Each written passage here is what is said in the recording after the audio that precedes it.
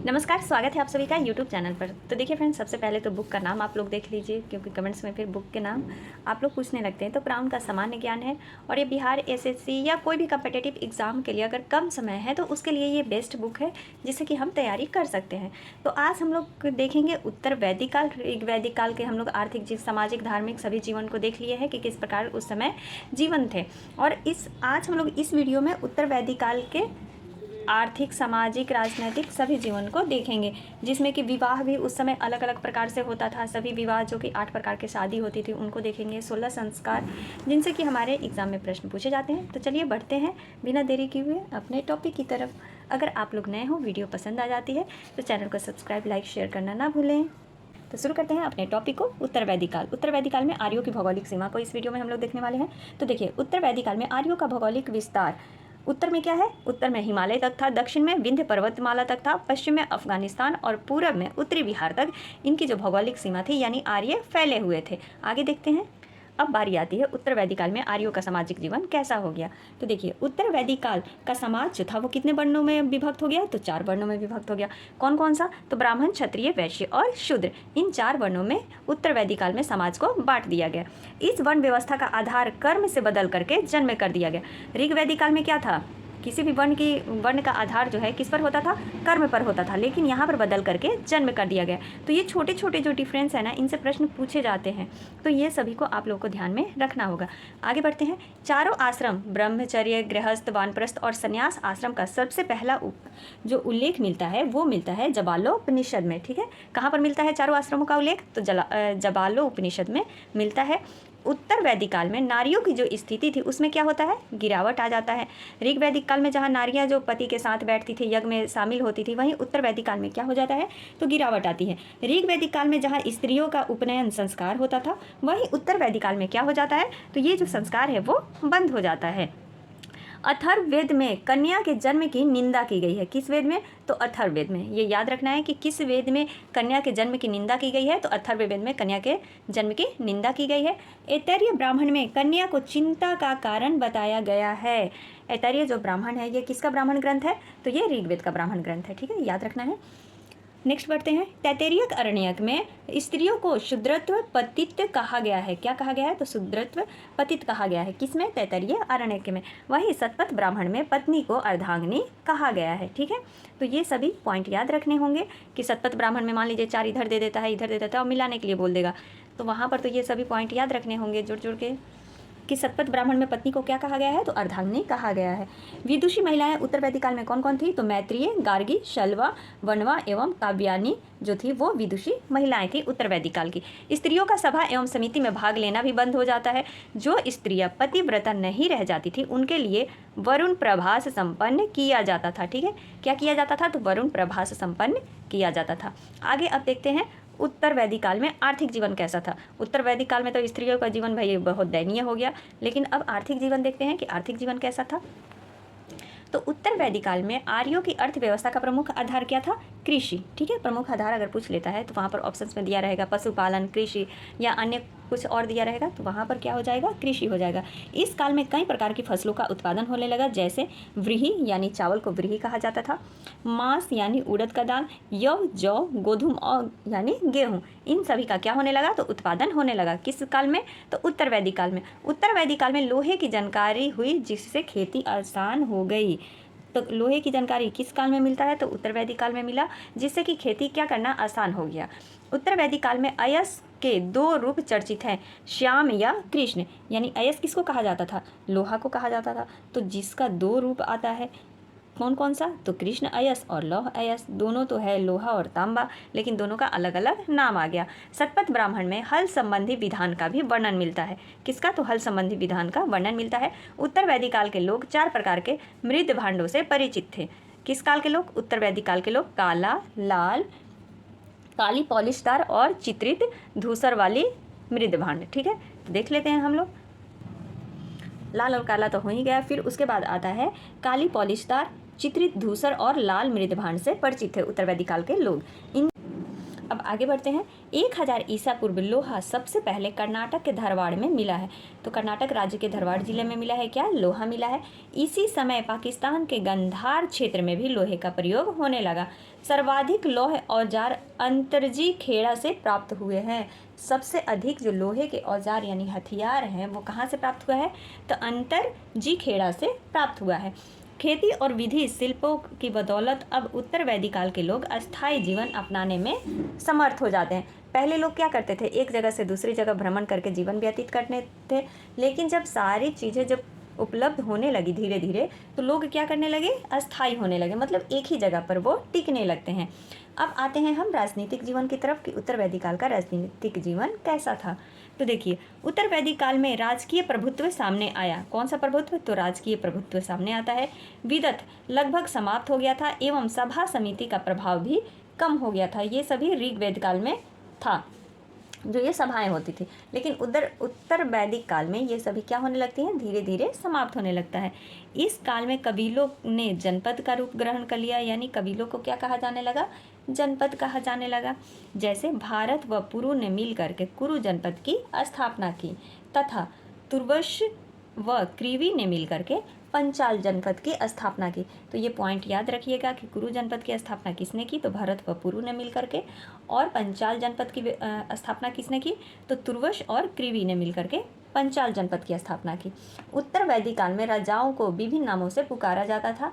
उत्तर का शासक विराट कहलाता था, दक्षिण का क्या कहलाता था, तो भोज कहलाता था, पूर्व का क्या कहलाता था, राजा, तो सम्राट, और पश्चिम का जो राजा कहलाता था वो कहलाता था स्वराट, एवं मध्य का राजा मध्य का शासक राजा ही कहलाता था। ठीक है, तो इतने सारे ये छोटे छोटे पॉइंट मगर कितने इंपॉर्टेंट है यार, कि अगर उत्तर का शासक अगर पूछ लेता है कि क्या कहलाता था उत्तर वैदिक काल में, उत्तर दिशा का शासक क्या कहलाता था, विराट कहलाता था, दक्षिण का भोज कहलाता था, पूरब का सम्राट हो गया, पश्चिम का स्वराट हो गया, और मध्य का जो राजा होता था वो राजा ही कहलाता था।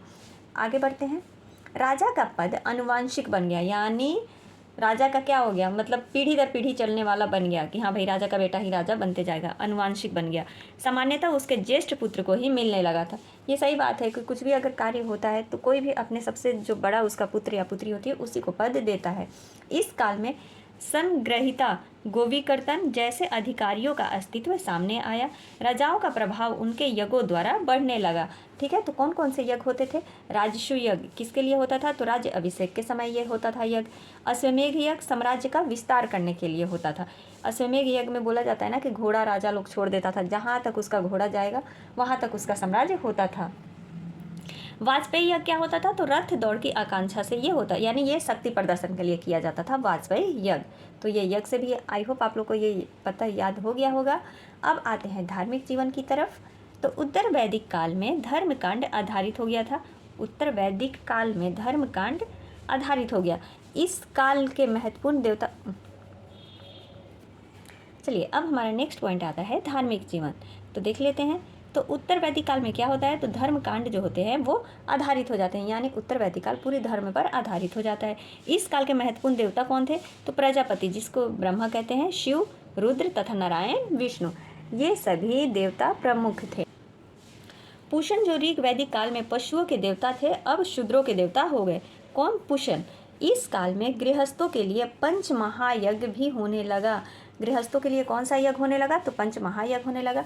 कौन कौन सा ये पंच महायज्ञ होता था, तो ब्रह्म यज्ञ, देव यज्ञ, पितृयज्ञ, अतिथि यज्ञ एवं भूत यज्ञ। भूत यज्ञ किसके लिए, तो समस्त जीवों के प्रति कृतज्ञता दर्शाने के लिए होता था। अतिथि यज्ञ अतिथियों के प्रति, पितृयज्ञ पितरों के लिए, देवयज्ञ देवताओं के लिए, तथा ब्रह्म यज्ञ ऋषि मुनियों के लिए होता था। आगे बढ़ते हैं। जबालोपनिषद में चारों आश्रमों का उल्लेख एक साथ मिलता है। उत्तर वैदिक काल में ही षड दर्शन का भी उदय हुआ। कौन से षड दर्शन, यानी 6 दर्शन कौन से हैं भैया, देखिए सांख्य दर्शन जिसके कौन प्रतिपादक है, कपिल मुनि है। इनसे भी एग्जाम में पूछा जाता है प्रश्न।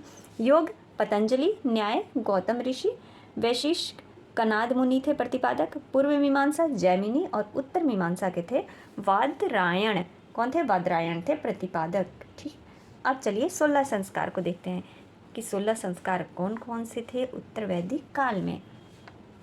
तो उत्तर वैदिक काल में 16 संस्कार काफ़ी लोकप्रिय हुआ। गर्भाधान हो गया, पुष्पन हो गया, सीमांतोन्नयन हो गया, जातकर्म, नामकरण, निष्क्रमण, अन्नप्रशासन, चूड़ाकर्म हो गया, कर्णछेद, विद्या आरंभ, उपनयन, वेद आरंभ, केशांत, समावर्त, विवाह एवं अंत्येष्टि। ये 16 संस्कार जो थे ये बहुत ही लोकप्रिय हो गए उत्तर वैदिक काल में। इसमें उपनयन संस्कार एक महत्वपूर्ण संस्कार था जो शूद्रों को छोड़ करके शेष तीनों वर्णों के लिए था। तो ठीक है, देखिए मतलब संस्कार भी बटा हुआ था आश्रमों में कि हाँ भाई किस वर्ण को मिले, कौन सा वर्ण जो है ये संस्कार कर सकता है और कौन सा वर्ण नहीं कर सकता है। तो शूद्रों के लिए ये वर्ण ये जो उपनयन संस्कार था वो नहीं था, ये नहीं कर सकते थे। ब्राह्मण, क्षत्रिय एवं वैश्य के बच्चों का उपनयन संस्कार किस उम्र में होता था? तो देखिए ब्राह्मण का 8 वर्ष की उम्र में, क्षत्रिय का 11 वर्ष की उम्र में और वैश्य का जो बच्चे का होता था वो 12 वर्ष की अवस्था में होता था। क्या होता था? तो उपनयन संस्कार होता था। ये बालक इस संस्कार के बाद द्विज कहलाए यानी दोबारा जन्म लेने वाले कहलाते थे। अब आता है इसमें विवाह। तो विवाह को 8 प्रकार के विवाहों को इसमें बताया गया है जिसको कि हम लोग देख लेते हैं। अनुलोम विवाह क्या होता था? तो इसमें पुरुष उच्च वर्ण का होता था और महिला जो होती थी निम्न वर्ण की।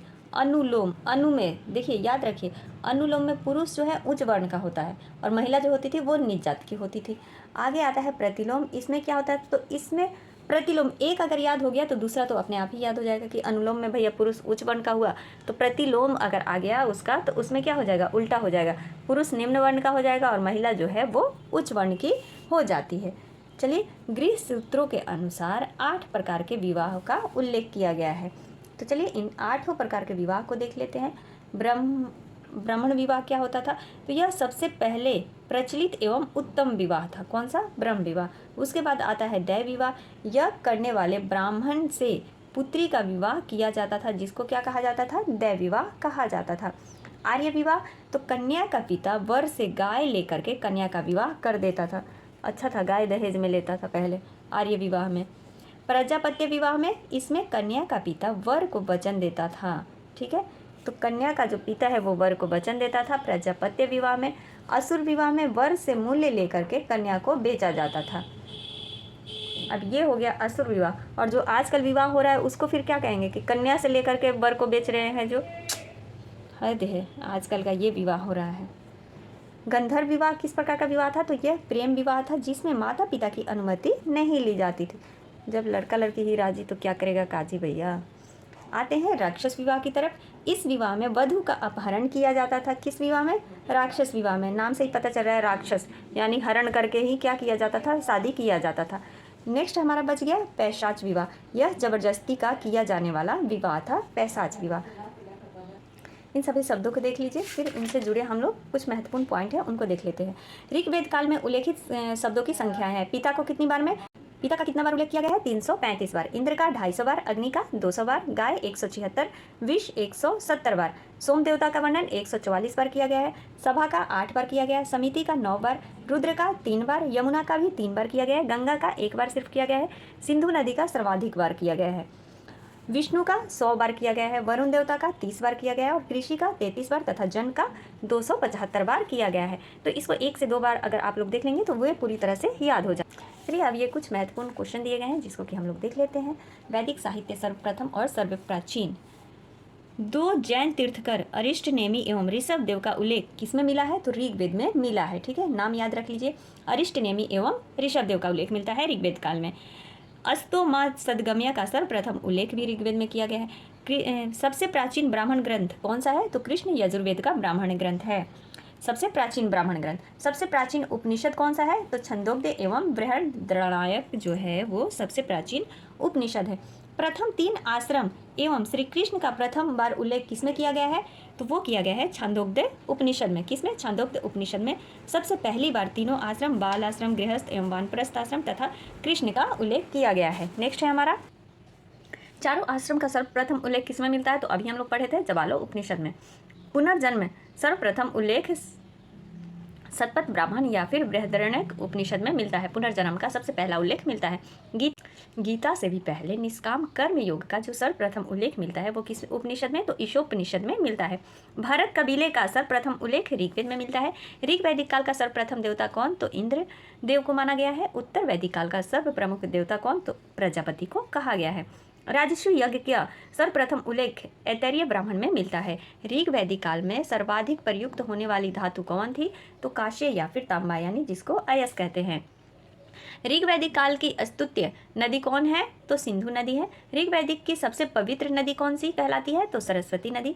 आगे बढ़ते हैं। चारों वर्णों का सर्वप्रथम उल्लेख किस में मिलता है, तो ऐतरेय ब्राह्मण में मिलता है। वहाँ पर क्या पूछा था, आश्रम पूछा था, और यहाँ पर क्या पूछ रहा है, वर्ण पूछ रहा है। ठीक है, तो इसका ध्यान रखना होगा। आश्रम में कौन कौन आ जाता है, तो आश्रम में आ गया ब्रह्मचर्य आश्रम हो गया, गृहस्थ आश्रम हो गया, वानप्रस्थ आश्रम हो गया और संन्यास आश्रम हो गया। लेकिन वर्ण में कौन आ गया, तो ब्राह्मण, क्षत्रिय, वैश्य एवं शूद्र, ये 4 वर्ण ऐतरेय ब्राह्मण से प्राप्त होते हैं।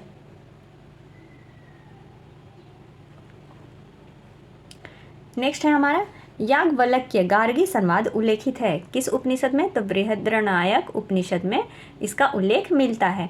वैश्य शब्द का सर्वप्रथम प्रयोग कहाँ किया गया है, तो वाजसनेयी संहिता में किया गया है। श्वेताश्वर उपनिषद समर्पित है किसको, तो रुद्र देवता को समर्पित है, यानी शिव को। कृषि संबंधी प्रक्रिया का उल्लेख किस ऋग्वेद के किस मंडल में मिलता है, तो वो चतुर्थ मंडल में। अगर आप लोगों ने पहली वाली वीडियो नहीं देखी है तो प्लीज़ देखिए, क्राउन से प्लेलिस्ट बना हुआ है। ठीक है, क्राउन सामान्य ज्ञान करके प्लेलिस्ट बना हुआ है, तो उसको आप लोग ज़रूर देखें। तो बस फ्रेंड्स, आज के लिए इतना ही। मिलते हैं अगली वीडियो में, तब तक के लिए आप सभी का दिल से धन्यवाद। Thank you.